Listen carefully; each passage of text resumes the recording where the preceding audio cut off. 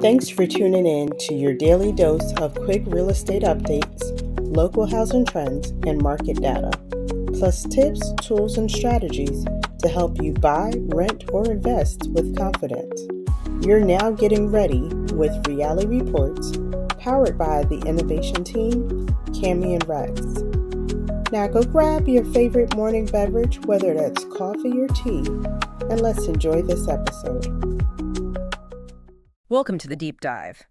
Today, we're diving straight into a really interesting development down in Florida. Oh, yeah. Yeah, the arrival of Patriot Select property and casualty insurance. Now, that name, it might ring a bell for some folks. Patriot Select, it does have a bit of a past. That's right. It's essentially emerging from the groundwork laid by Anchor Property and Casualty Insurance. Anchor? Okay, I remember them. Yeah, they started back in, 2014? Yeah. But then ran into some financial trouble, ended up in what they call an orderly runoff. So this is kind of like a familiar face stepping back into the ring, but with a new approach. Exactly, a renewed approach. Right. It's like, a company getting a second shot, a reboot maybe, and critically with fresh money and a totally new game plan.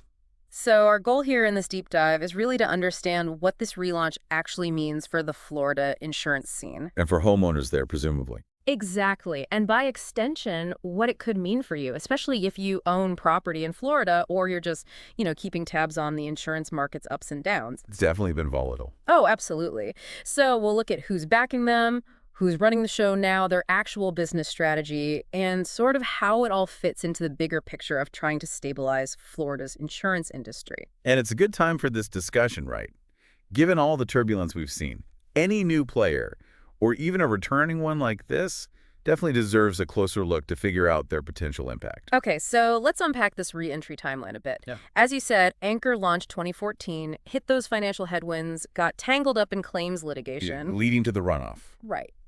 Then fast forward to just this April 14th, Patriot Select gets the official go-ahead to operate. So pretty recent. Very recent. And what really jumps out is the message from their CEO, John Rollins, about it being a completely fresh start. Yeah, that emphasis on a clean slate is pretty striking.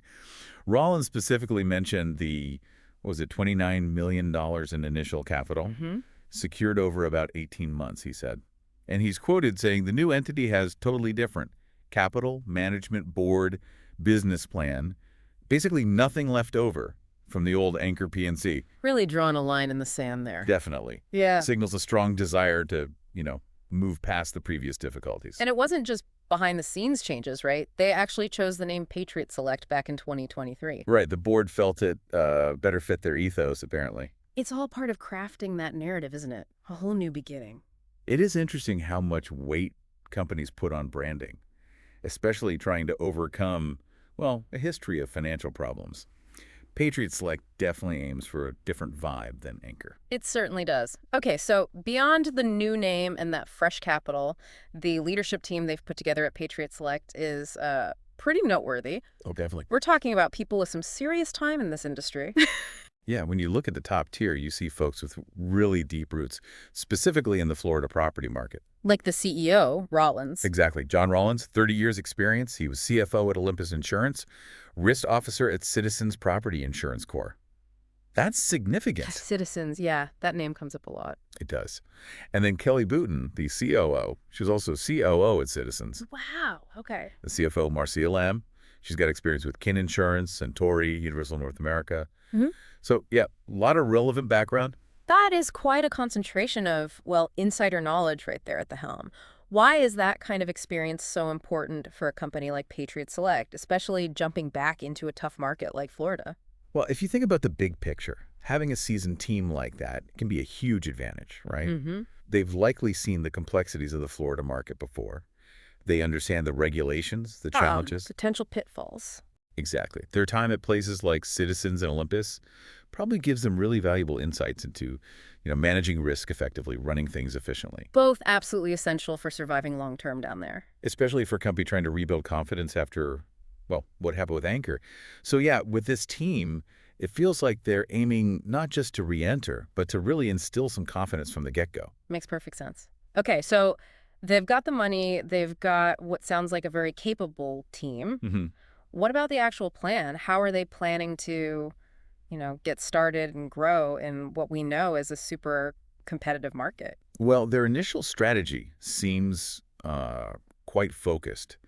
They're aiming for about 40,000 policies by the end of this year. 40,000, okay.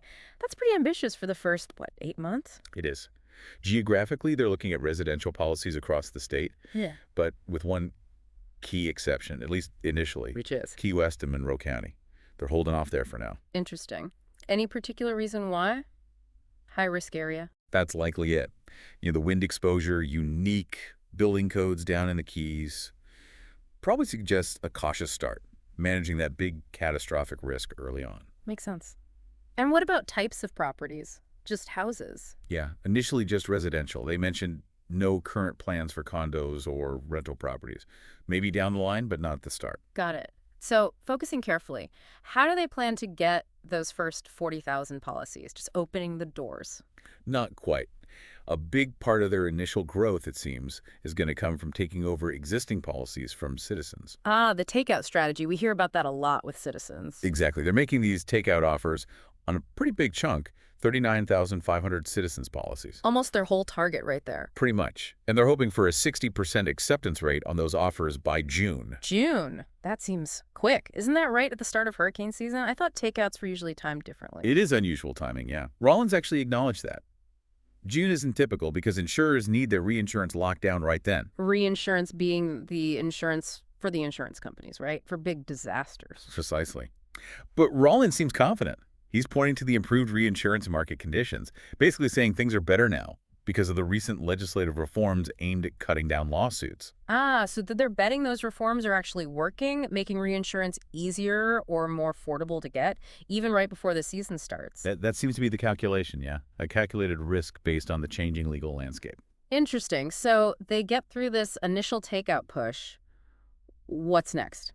Well, the plan includes another potential takeout round from citizens in December. Okay. And then after that, they'd move towards more traditional voluntary sales, open market business written through independent insurance agents across Florida. So a phased approach. Takeout first, then organic growth through agents. Seems like it. A deliberate step-by-step strategy. Okay. Now, what about the policies themselves? Anything homeowners should know? Any specific features that might be different? Well, they'll probably offer an optional roof age endorsement, the actual cash value thing. Right, where depreciation gets factored in for older roofs. Exactly. Though Rollins apparently said they won't be pushing it heavily, more interesting perhaps is their plan for repairs after a storm. Okay. They plan to give homeowners the choice of using Patriot Select's preferred contractors. A choice. Isn't it sometimes mandatory with other insurers? Sometimes, yes. Yeah. But Rollins emphasized that with Patriot Select, it's up to the policyholder. That element of choice, could be a selling point for some people who want control over who fixes their house. Yeah, I can see that being appealing. Okay, let's shift back to the money for a second. That initial $29 million, where did that actually come from? Rollins indicated that the majority is from established insurance services firms. Like brokers, claims companies? Yeah, brokerages, claims firms, managing general agents, MGAs. The fact that these established players are putting in money suggests, they see a viable path for Patriot Select in the current environment. They think the reforms might actually stick. Perhaps. Yeah. And also, a significant minority chunk of the funding came from Florida-based individuals, family-owned insurance offices, smaller investors. Local money, too. Interesting blend. Yeah, that local investment piece might show some community trust, maybe some insider belief in the plan. It's a mix of institutional and local backing. And Rollins himself seems pretty bullish on the timing, right? Linking it directly to those recent legislative reforms. Oh, absolutely. That's central to their narrative. He believes the changes in 2022 and 2023 are genuinely having a positive effect. Creating a healthier climate, as he put it. Yeah, a more stable environment where market-based insurers can actually operate profitably while hopefully offering reasonable premiums. He sees it fostering more competition. And it is interesting putting this into the wider context. We have seen quite a few new insurers pop up in Florida recently after that really rough patch with companies failing. It's quite a number, actually. Patriot Select is the 13th new property insurer to enter Florida in just the last 3 years. 13th? Wow. Yeah, following, more than 10 insolvencies between 2020 and 2023. So this influx of new capital, new players, it's generally seen as, an encouraging sign. Sign that maybe the reforms are starting to work, attracting investment back. That seems to be the hope, yes. Stabilizing the market. Given the chaos we saw, that emphasis on a clean slate and strong capital makes a whole lot of sense. Absolutely. Now, looking even broader, any worries about stuff happening at the federal level impacting things? Did Rollins touch on that? He did acknowledge, there are always potential concerns. Things like labor availability, cost of materials for repairs, maybe federal policies on tariffs or immigration could play a role. Sure, supply chain issues, labor costs. Right. But he basically said that currently things seem to be working okay in Florida, and they don't foresee major roadblocks in getting the resources needed to handle claims properly. So fairly confident that the state-level fixes are strong enough for now, even with potential federal headwinds. That seems to be the vibe, yeah. Yeah. At least for the moment. Okay. And finally, what about the long game for Patriot Select? We just saw American Integrity Insurance, based in Tampa, announce plans to go public. Is an IPO something Patriot Select is eyeing soon? According to Rollins, no. An immediate IPO is definitely not on the cards right now. Okay. Their main focus, he said, is a 5-year plan. Just steady, sustainable growth of the homeowners insurance business. Building the foundation first. Exactly. But he did leave the door open, saying an IPO could be a potential exit strategy for their investors, after that 5-year mark. Depends on the market then, investor appetite. So quite different from American Integrity's more immediate move towards going public. Yeah, sounds like a more deliberate, longer-term growth path for Patriot Select, at least in these initial stages. Right. Build a solid business first. Precisely. Establish the sustainable homeowners insurance operation before thinking about public offerings. Okay, so let's quickly recap then. We've got Anchor Insurance, essentially reborn as Patriot Select. They've got a solid chunk of fresh capital, $29 million. And guided by a really experienced leadership team, lots of Florida veterans. Right. And they're stepping into a Florida market that's, well, maybe showing some early signs of recovery after those big reforms. With a clear plan, too. Yeah. Focusing on residential policies, using that citizens takeout strategy initially. Yeah, a defined path forward. And for you listening, this is definitely something to keep an eye on, right? More competition in the Florida property insurance market.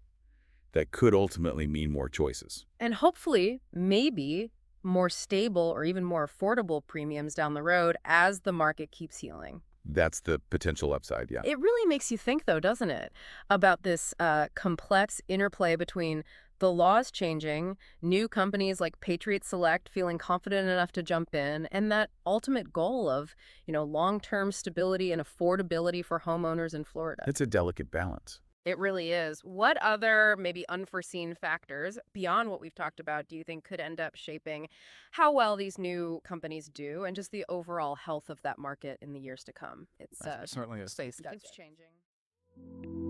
Well, that wraps up today's episode of Reality Reports, where real estate meets real life. For more updates, tools, and insights that will help you buy, rent, or invest with confidence, be sure to follow, subscribe, stay connected, stay informed, and stay ready. Until next time.